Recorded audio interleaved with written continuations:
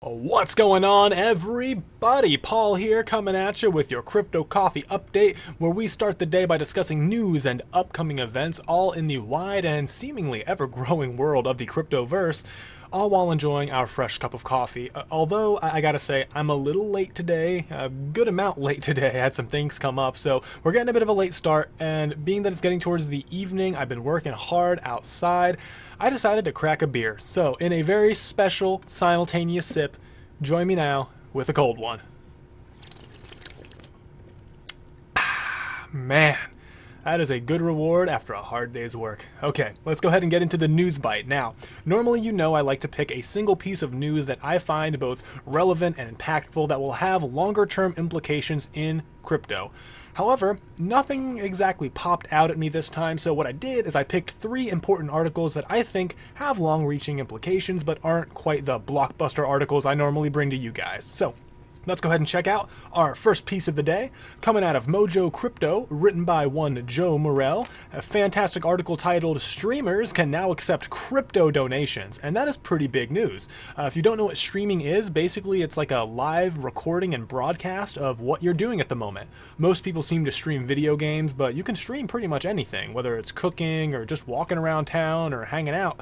You can put that online and people can watch it and leave comments and interact with what you're doing and even give donations. Now, they can donate in crypto. So, how does it work? Well, there are only 4 cryptocurrencies currently supported. You have Bitcoin Core, BTC, Bitcoin Cash, BCH, Ethereum, and Litecoin. And there is a reason for this rather limited selection. It seemed to ruffle a few feathers at first, being the fact that many people have their preferred altcoins. They want to tip people in them to help kind of spread adoption and increase that monetary velocity. But don't worry, that's coming down the pipe soon, potentially. They plan to add more in the future, because this is facilitated by none other than crypto giant Coinbase. You can see here Coinbase will charge a transaction fee, and the price depends on what cryptocurrency is being donated, and they may also charge a second fee if you want to convert that cryptocurrency back into your native fiat currency. And up at the top you can see this service is being facilitated by Streamlabs, so thumbs up to them for helping to facilitate wider crypto adoption. Really cool. Next up, we have EOS in the news again. I know we've kind of been harping on this, being that their mainnet launched on June 2nd and some vulnerabilities were found just before that launch.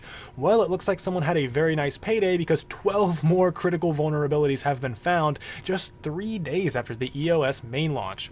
Guido Vranken, I hope I'm pronouncing this dude's name right, describes himself as the Ethereum Foundation's dedicated fuzz tester and has found 8 critical vulnerabilities in EOS's code in just a single day, with 4 more being confirmed, bringing the total to 12. Here's a list of some of the bugs that were found. Notice number 1, 2, and 5 can cause EOS nodes to crash. This is a huge issue, being that, again, there are only 21 major coordinator nodes, being that it's a delegated proof-of-stake system. So if some of these nodes go down, that's not good news. Number 3 also kind of pops out, send a contract into an infinite loop. That's no good. That'd be there forever, unless the person who sends it stops it, assumingly. And number 6, trigger unauthorized actions on accounts. Unauthorized actions. If I'm reading that correctly, that means someone using the exploit for number 6 could say, send your EOS tokens out of your account without your express permission to their own account. That's no good. That's very dangerous. And remember, this is on the mainnet. You can see the article, perhaps rightfully so, kind of laying into EOS, saying, hey, some bugs are unavoidable, but not silly bugs like this. Article mentions Hybrid Casper, which is an Ethereum protocol addition, has been tested for 6 months and is still being further tested, whereas EOS really was thought of, built, tested, and then fully released all within 1 year, so it's kind of a tongue-in-cheek comment there.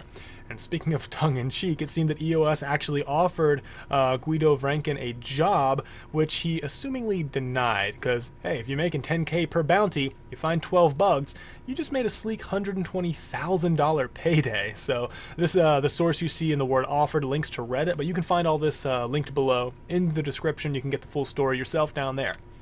Alright, and the final article we'll be taking a look at today is IMF says crypto assets could reduce demand for central bank money. And that is written by Toju Omet, coming out today, this morning at 8 a.m. And this is something that central banks seem to be increasingly fearful of. The presence of cryptocurrency and the ease of use, the preferential limited supply, and other digital elements that are just more favorable for the average consumer, but not so favorable for central banks, which seem to enjoy controlling these levers and helping out, quote unquote, the economy. You can see here, unlike the value of fiat currencies, which is anchored by monetary policy and their status as legal tender, the value of crypto assets rests solely on expectations that others will also value and use them. Since valuation is largely based on beliefs that are not well anchored, price volatility has been high. And that's very true. The same could be said for the US dollar, given that price volatility is indeed very high, mostly trending downward. We just don't see it other than inflation, and we're starting to see it a lot more nowadays. Of course, you can see here in the meantime a handful of projects offer, quote, stable coins, unquote, which are cryptocurrencies that are largely immune to price volatility because they're pegged to the value of the US dollar. This statement is just patently false. They're not stable whatsoever. You can check out our video over on our YouTube channel or DTube that talks about stablecoins. Not so stable after all. This is because, like I just mentioned, the US dollar is not stable at all. The monetary supply has just ballooned out of control. Since 2009, there are more than 4 times the amount of dollars in existence, which means we should see a level of inflation that is a natural response to that level of monetary debasement. However, we're just now starting to see that, so not quite stable as one would imagine. And to wrap up the article, you can see here some critiques from the central bank towards Bitcoin, saying that the cryptocurrency lacks 3 critical functions that stable monetary systems are expected to provide. Now, whether this is an expectation on the part of central bankers or just general sound money is to be determined, but let's go ahead and take a look at those points. Protection against the risk of structural deflation, because everybody knows deflation is by far much more dangerous than inflation. After all, when your money is worth more, you're hurting. The ability to respond flexibly to temporary shocks to money demand and thus smooth the business cycle. And who can forget such smoothing out of the business cycle? Let's take a look at some examples. The tech bubble, the 2008 financial calamity, recently Italy. I'm just so happy that central banks are here to smooth out the business cycle, because without them, who knows what it would look like. And finally, the capacity to function as a lender of last resort. This is huge. I really don't know where the economy would be in the United States if the government hadn't stepped in and acted as a lender of last resort to these large, out-of-control financial institutions and auto manufacturers. Surely letting them fail and reap the responsibility of their own poor foresight would have been just absolutely destructive, and the best solution was printing off huge amounts of money at expense of the taxpayer. Alright, if you're sensing a bit of sarcasm, you're completely correct. Central banks have been responsible for the vast majority of financial calamities and disasters all around the world. From the Weimar Republic to Zimbabwe to now in the United States and Western republics around the world, we're seeing monetary debasement as the biggest threat and the biggest element of terrorism in average people's lives. Just looking at the figures, most people fear where their next meal is going to come from, not because of war instability, but just simply because even though they're working 20, 30, 40, 50, 60 hours a week, they can't afford to put food on the table as their money becomes worth less and less. Just look at Venezuela. Just look at Argentina. Central banks are the leading cause of terrorism worldwide. Bitcoin and other cryptocurrencies seek to fix that, and so central banks are right to be worried. Alright, that's all we got for the news today. Let's go ahead and get into your crypto coffee update for Wednesday, June 6th. Real quick, if you guys enjoy that kind of content, the multi-news segment instead of just one big story, let me know. I want to know what your preference is. That way, I can tailor this content to be as accurate and helpful to everybody as possible. So, anyway, Wednesday, June 6th, the Crypto Fund Forum is kicking off in London, as is the Blockchain International Show. They're going to be in London as well. And Inventures 2018 is happening in Canada. Binance is having an AMA. That's it for Wednesday. Moving on to Thursday, June 7th. There will be a BlockerCon in Bristol. There's the ICO Race in Lugano, and PewDiePie will actually be there, so that's really cool. Tulip 2018 is happening in San Francisco. Blockchain Innovation Conference is happening in Utrecht. 2018 Blockchain Korea Conference is kicking off in Korea, of course. And Lisk is having a meetup in Miami.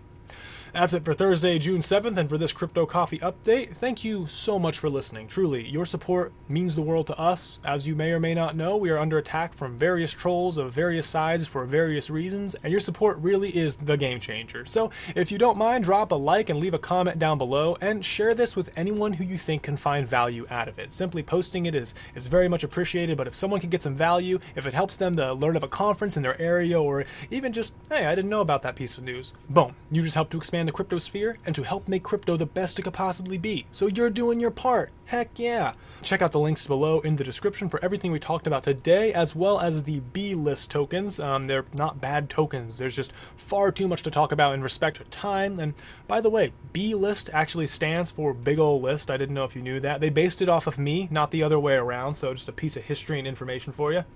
Anyway, check us out on Discord and check us out on our website, cryptide.cc. For now, I'm Paul, signing off. Talk to you guys next time. And remember, the tide is rising.